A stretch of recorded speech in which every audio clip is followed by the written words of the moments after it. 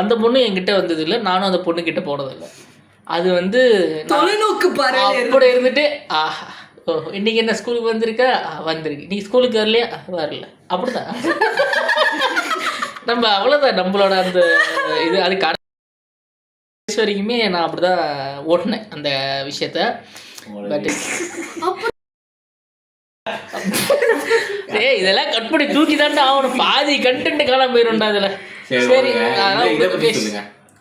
என்னமோ யாரோட வச்சு அவர் என்னமோ கம்பேர் பண்றாங்கன்னு சொன்னீங்களே, பிரதீப் ரங்கநாதன். அப்ப பாரு எனக்கு அதான் ஃபீல் ஆயிடுச்சு. அப்போ அவருக்கு வந்து அவரே சொல்லிட்டாரு எனக்கு பிரச்சனை இல்லை, அவர் வந்து இந்த மாதிரி டைரக்ட் பண்ணி ஸ்டாராக இருக்காரு, ஸோ அவரோட கம்பேர் பண்ணாத டைரக்ஷன் இல்லை. யாரோட இல்லை எவர் டைரக்ஷன் இல்லை, வேற ஆள் டைரக்ஷன். அவரும் ஒரு நியூ டைரக்டர் தான். ஸோ தெரில, பார்ப்போம்.